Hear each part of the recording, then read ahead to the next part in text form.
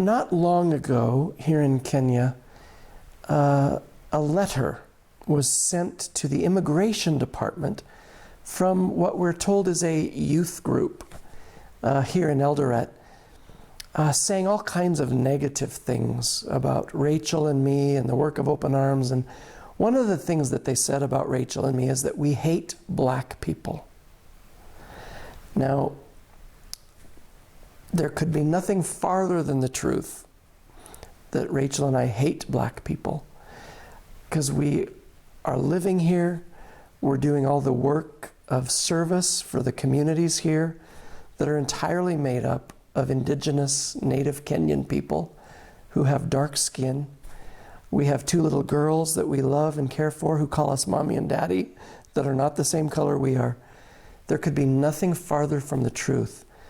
But the point is, somebody in the area where we serve doesn't like us. Plain and simple.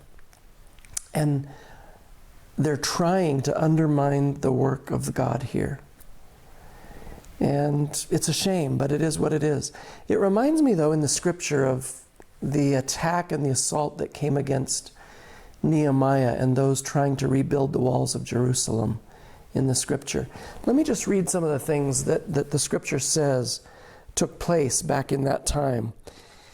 In Nehemiah 10, it says, when Sanballat and Tobiah heard about this, the rebuilding of the wall, they were very much disturbed that someone had come to promote the welfare of the Israelites. Also in Nehemiah 2, a few verses later, when Sanballat and Tobiah and Geshem heard about it, they mocked and ridiculed us. What is this you're doing, they asked. Are you rebelling against the king? And again, when Sanballat heard that we were rebuilding the wall, he became angry and was greatly incensed. When they heard that repairs to Jerusalem's walls had gone ahead and that the gaps were being closed, they were very angry. They plotted together to come and fight against Jerusalem and stir up trouble against it. Also, our enemies said, before they, those rebuilding the walls, know it or see us, we will be right there among them and will kill them and put an end to the work. Nehemiah said, after I looked things over, I stood up and said to the nobles, the officials, and the rest of my people, don't be afraid of them. Remember the Lord who is great and awesome, and fight for your brothers, your sons and daughters, your wives and your homes. Anyway, it just goes on, and Sanballat and Tobiah and their gang just kept coming against the work of Nehemiah and those rebuilding God's city. Just remember today that whatever you're investing yourself in that is good and right and noble and moral, you'll have opposition. It's guaranteed. There are powers at work in this world that stand against everything that is good and right and true and noble and moral. Don't be surprised. Know that you will have opposition. We live in a world where when you're doing and promoting those things that are true, there'll be powers and people that come against you that say false things about you. When you're trying to confront things that are false and they're not good, you're going to have powers coming against you saying, oh no, those are things that are true. It's a complete role reversal. And God said that would happen.